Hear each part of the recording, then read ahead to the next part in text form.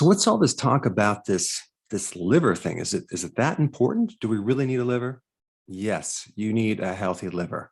And the problem is the majority of the population has a fatty liver. And a lot of people don't even know that they have fat in the liver until they get an ultrasound or they get a CAT scan, and then they're shocked. So I think it's number one important to understand about the liver and the importances, as well as how to get the fat out of the liver. There's a great simple thing that you can do, which I'm going to talk about. And there's also a drink that you can make every day to reduce fat on your liver, and with some pretty good science behind it. And I'm going to put those links down below with each of the ingredient that I'm going to talk about.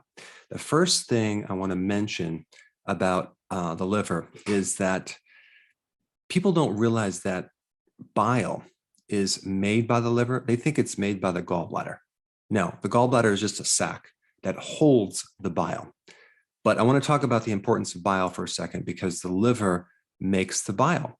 And the more you understand about what bile does, you'll appreciate the liver much, much more. Now, bile is a detergent that helps you break down fat. But exactly what does that mean, break down fat? Let's say, for example, this is some fat, okay? And this is traveling through the stomach. You just ate some fat, and it's going to be now going down into the small intestine. So the stomach will kind of break it down to a certain level, but then we need help from the gallbladder releasing bile to act on this big clump of fat, right? So the problem is that bile needs help to break this thing down, and it uses help from the pancreas. There's an enzyme in the pancreas called lipase, okay? Lipid meaning fat, ACE meaning enzyme. The problem is that in order for lipase to do its job, it needs the bile's help. And what the bile is going to do, it's going to break down this significantly so there's more surface area for the enzyme to act on. So this is what bile does. So the bile starts to break this down into small little pieces here. So let me just kind of break all that down right here. All right, so now we have a much greater surface area of fat for the enzyme lipase to do its job, okay? So simply, bile increases the surface area of fat so you can get more of a complete digestion of that fat. In the extraction into the small intestine, that's where it gets absorbed. So without enough bile, then the enzyme can't do its job, and now you don't get enough vitamin A. The first symptom of a vitamin A deficiency is like night blindness. So you're driving at night, it's raining, and you just can't quite see. It's hard to see at night. Okay, night vision. That's vitamin A. I mean, vitamin A also counters bad sinus problems if you have an immune system issue. So if you have really bad sinuses, chances are you could be deficient in vitamin A. But vitamin A does a lot of other things as well. Then we have a lack of vitamin E. Well, that could show up in your heart. So maybe you get more inflammation in the heart, in the coronary arteries, which shows up as calcification, higher levels of cholesterol, plaquing, things like that. Other than that, it probably won't do anything else. I'm being very sarcastic. Then we have vitamin D. Let's say you can't absorb vitamin D. Well, that's a big problem because you need it for getting rid of pain. You need it for decreasing blood pressure. You need it for the formation of calcium in your bones, and as well as the absorption of calcium in the small intestine. So if you don't have vitamin D, the rate of absorption of calcium is like way, way lower. With vitamin D, you absorb 20 times as much calcium as if you didn't have it. So now you have all sorts of calcium problems like bone loss and problems sleeping at night, and you name it. Then we have vitamin K, with vitamin K1 and vitamin K2. If you're deficient in vitamin K1, then you get bruising easily, you bleed easily, you can't clot as well. And with vitamin K2, a deficiency of that, you have a calcium building up in the arteries as well as the joints. Then we have other fats like omega-3 fatty acids. You need that to keep your inflammation really low. And without enough omega-3 fatty acids, you have all sorts of inflammatory conditions, arthritis, heart problems, even dementia, because of the involvement in your brain. Your brain apparently needs a lot of omega-3 fatty acids. Now, the other thing that bile does is it helps get rid of the excess amount of cholesterol. Let's say, for example, you decide you're going to lose weight and you get on the ketogenic diet.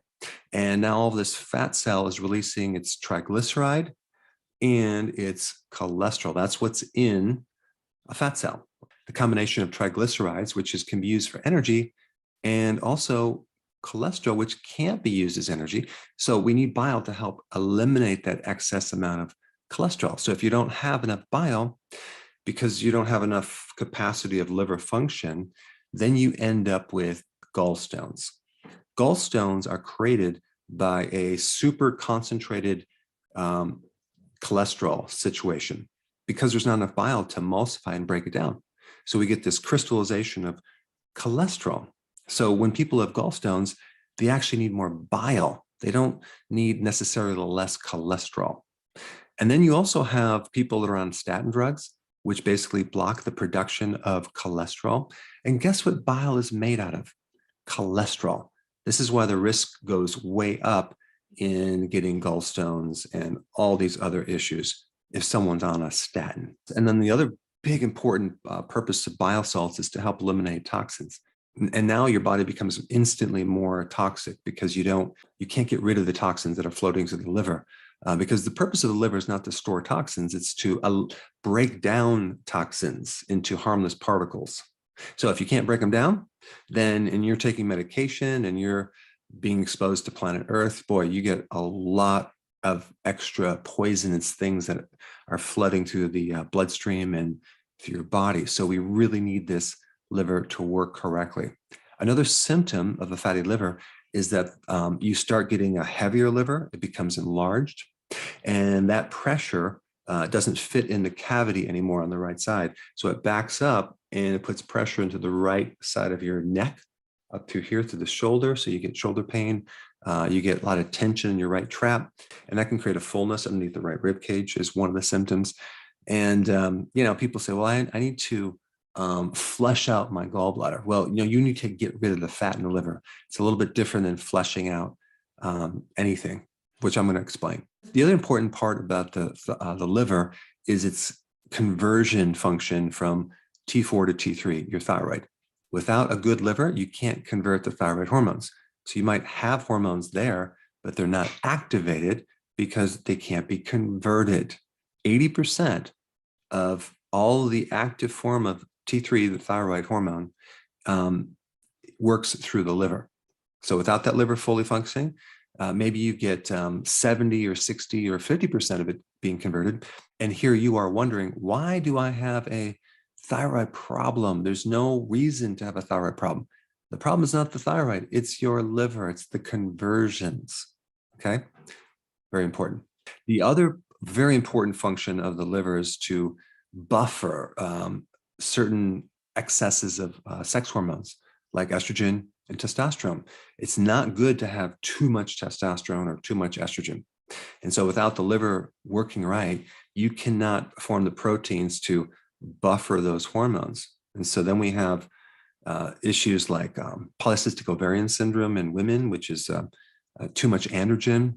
And we also have too much estrogen in even men. They start getting all sorts of problems with breast tissue and low testosterone, and the list goes on and on and on.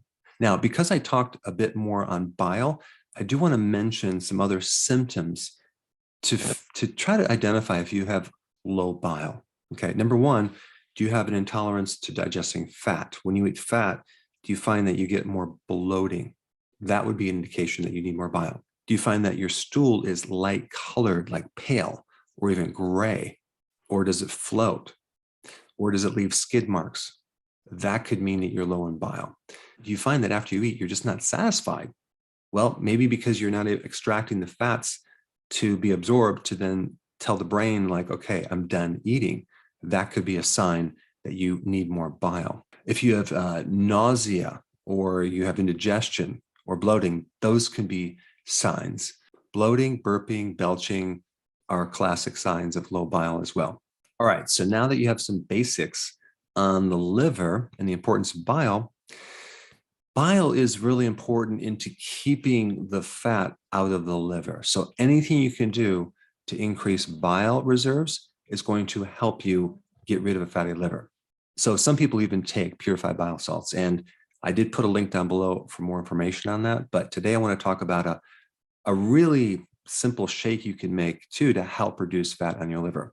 Now, I just want to let you know that being on the ketogenic diet, as well as doing intermittent fasting together, can reduce the fat on your liver by 50% in just 14 days. If you haven't seen that video, I put that down below. So I just wanted to give you that foundation first, because it's essential to go on keto and doing intermittent fasting if you have a fatty liver. But this shake I'm going to talk about next is a really simple thing everyone can do to keep fat off your liver. And it's backed by some pretty good science. So the ingredients are simple. You're going to use kale, you're going to use blueberries, and you're going to use kefir. Okay. I would use organic kale and organic blueberries, and I would keep them in the freezer. Okay. Keep them in the freezer. They're much easier to blend. So you just take your blender out and you take 2 cups of kale frozen, and you can break it up into little chunks. Just put 2 cups of kale in there because it blends really nicely when it's cold, and it tastes better too. And then you put 1 cup of blueberries. Blueberries not only have quercetin, but so does kale.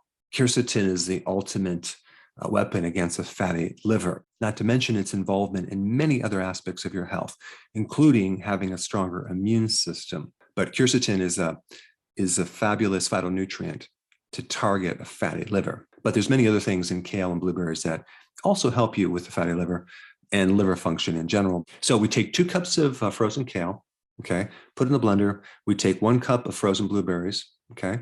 We put a cup of water, and we also put 1 cup of plain whole fat kefir, okay. Don't get the flavored kind, don't get the sweetened kind. Get the organic if possible, grass-fed if possible, whole milk, plain kefir. That's going to give you the probiotics that you need to reduce fat on your liver. So we have the water, the kefir, the kale, and the blueberries. And then you're going to simply blend this up for a couple minutes, okay? And blend it up really nicely and then chug it down. It tastes really good, and it's extremely effective in reducing fat on your liver. And do that every single day in combination with a healthy keto diet, as well as intermittent fasting. Now, if you haven't seen my video on how to reduce a fatty liver within 14 days, I put it right here. Check it out.